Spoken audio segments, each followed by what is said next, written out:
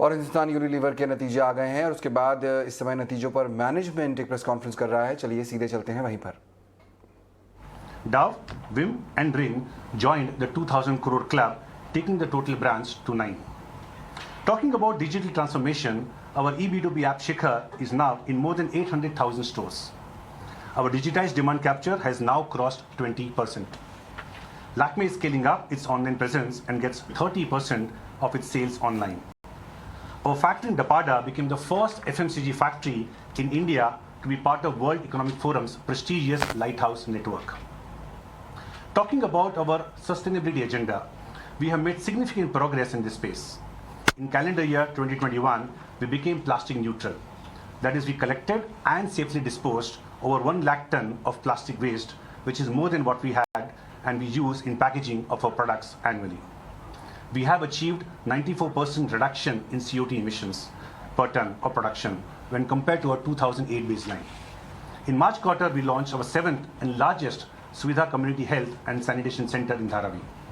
We further expanded our Shakti initiative and now support more than 1.6 lakh women entrepreneurs. HUL का management बताता हुआ पिछला quarter कैसा रहा है और कौन कौन से स्टेप्स उठाए हैं उन्हें। प्लास्टिक न्यूट्रल भी होने की तरफ कंपनी बढ़ रही है, लेकिन इन नतीजों का और फाइन प्रिंट समझते हैं। मेरे सहयोगी शरद दुबे मेरे साथ जुड़ रहे हैं। शरद, मुनाफा यहाँ पर बढ़ता हुआ दिखाई दिया है, 2143 करोड़ से बढ़कर 2330 करोड़ रुपए तक बढ़ गया है। रेवेन्यू भी बढ़ता हुआ दिख रहा है। और कौन कौन से डेटा आपके सामने आए हैं, क्या फाइन प्रिंट रहे हैं, कैसे, सबसे पहले समझाइए कि ये नतीजे कैसे हैं, इनलाइन है, गुड है या कैसे हैं? जी बिल्कुल, तो HUL के जो नतीजे आए हैं चौथे तिमाही के लिए, और सारे एस्टिमेट्स को जो है बीट किया गया है। रेवेन्यू में भी बीट है, पैट में भी बीट है, इवन आपके एबिटा और मार्जिन्स में भी बीट है। ये स्ट्रीट एक्सपेक्टेशंस के हेडलाइन नंबर्स को पहले रिपीट कर देता हूँ। रेवेन्यू लगभग 11% उठा है वो ईयर ऑन ईयर बेसिस पे। एबिटा में भी लगभग 10% का उछाल देखने मिला है। मार्जिन्स जो है लगभग 24.1% पे आई है। थोड़ी सी कॉन्ट्रैक्शन ज़रूर हुई है 27 बेसिस पॉइंट्स पे, लेकिन उम्मीद थी कि 40 बेसिस पॉइंट्स का कॉन्ट्रैक्शन, तो यहाँ पे बीट देखने मिला है। एबिटा में ओवरऑल देखें तो 10% का उछाल देखने मिला है। कंपनी ने जो है लगभग 19 रुपये प्रति शेयर जो है डिविडेंड भी घोषणा की है। लेकिन जो ओवरऑल इंपॉर्टेंट बात है कि उनकी जो टर्नओवर है कंपनी की, वहाँ पे लगभग 10% का ग्रोथ देखने मिला है। और वॉल्यूम ग्रोथ लगभग फ्लैट अभी कंपनी कह रही है। अभी जो है इंटरव्यू चल रहा है, तो वो जो है वॉल्यूम ग्रोथ भी बताएंगे। और मार्केट का अनुमान है कि ऑलमोस्ट 3% का जो वॉल्यूम डी ग्रोथ दिखेगा। लेकिन यहाँ पे एक पॉजिटिव सरप्राइज देखने मिल सकती है, जैसे कॉन्फ्रेंस अभी चल रही है कॉन कॉल की।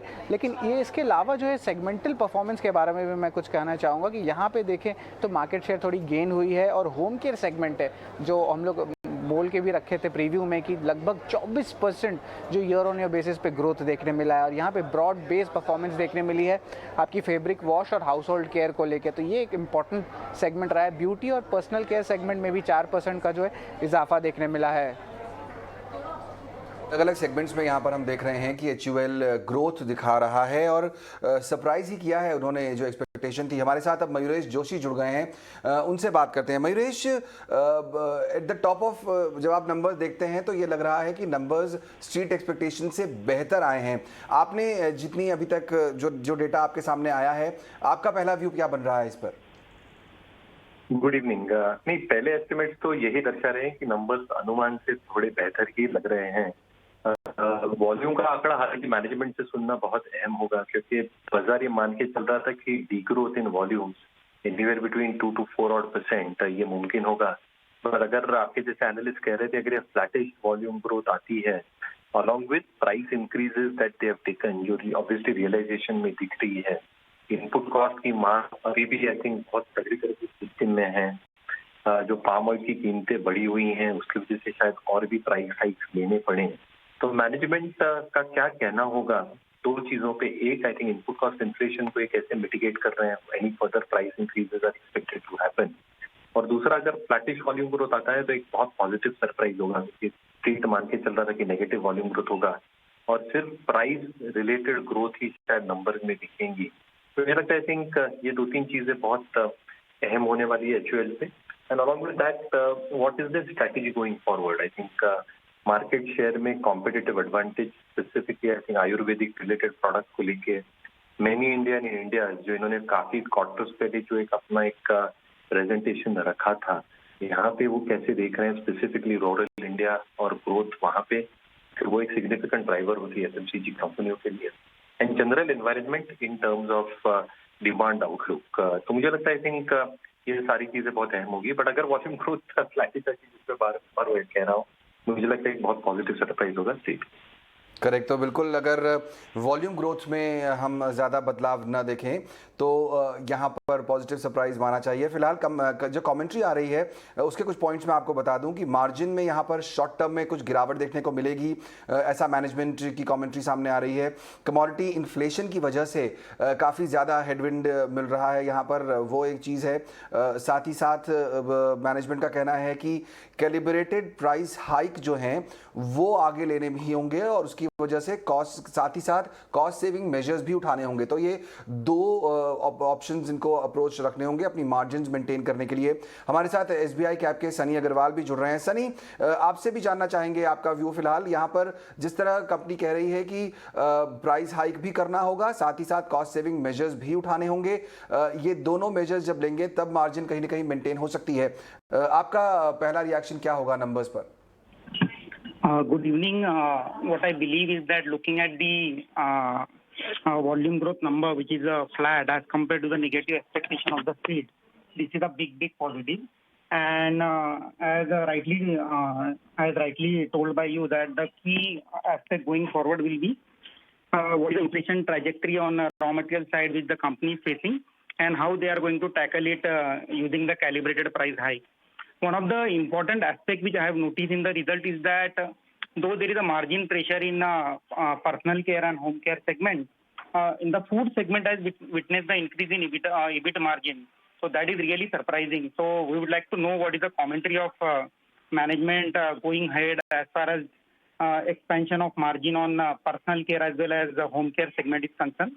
So although what I believe is that in near term there may be a margin pressure for a quarter and two, but in the medium to long term, I believe that HUL has got a right strategy in place to overcome the margin headwinds. And another important aspect for HUL, I believe, is that looking at margin pressure in the industry, the HUL may take this opportunity for inorganic growth and may look out for some opportunity to foray into the new segment. So the management commentary on rural-urban mix, what is growth driver in terms of personal and beauty care segment, and what is the strategy on inorganic growth? So that will be the key factors to look for.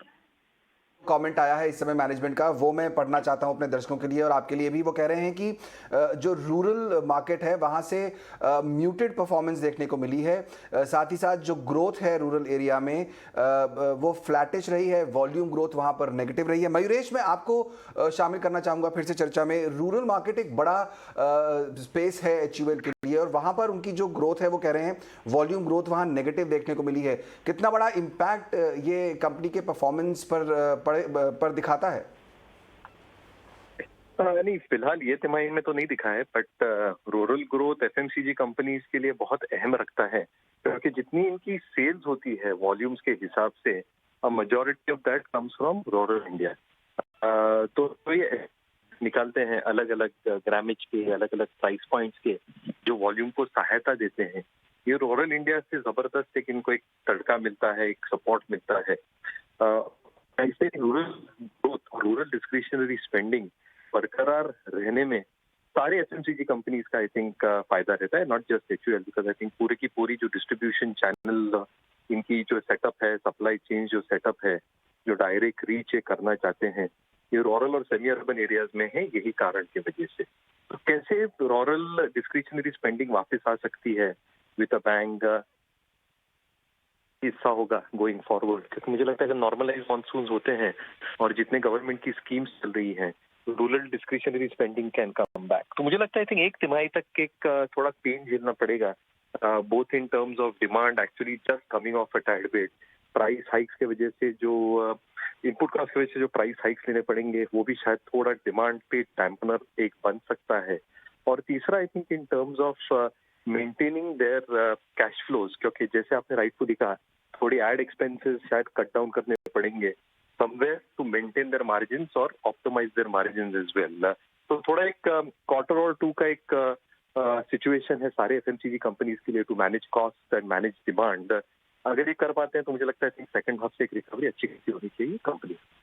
Correct, जैसा आपने कहा भी मयूरेश, यहाँ पर जो देखना होगा volume growth पर क्या कमेंट आता है। उन्होंने कहा है वॉल्यूम ग्रोथ फ्लैट रही है, और एक इंपॉर्टेंट बात और जो आम आदमी के जीवन पर असर डालती है, HUL जैसी बड़ी कंपनी कह रही है कि आने वाले समय में उन्हें कुछ और प्राइस हाइक्स लेने होंगे। आपको याद होगा कि कई FMCG कंपनियों ने प्राइस हाइक किए, इंक्लूडिंग HUL, क्योंकि यहाँ पर इनपुट कॉस्ट लगातार बढ़ता जा रहा है। चलिए मयूरेश और सनी, बहुत बहुत शुक्रिया उस पूरे एनालिसिस के लिए। HUL के नंबर्स आपके सामने स्क्रीन पर उम्मीद से बेहतर नंबर पेश किए हैं, मुनाफा बढ़ा है, आय बढ़ी है, और साथ ही साथ कंपनी ने कहा है कि जो वॉल्यूम ग्रोथ की उम्मीद कर रही थी या स्ट्रीट उम्मीद कर रही थी कि नेगेटिव होगी, वो फ्लैट रही है। तो ये एक तरह से पॉजिटिव माना जाना चाहिए इस स्टॉक के लिए और इस कंपनी के लिए।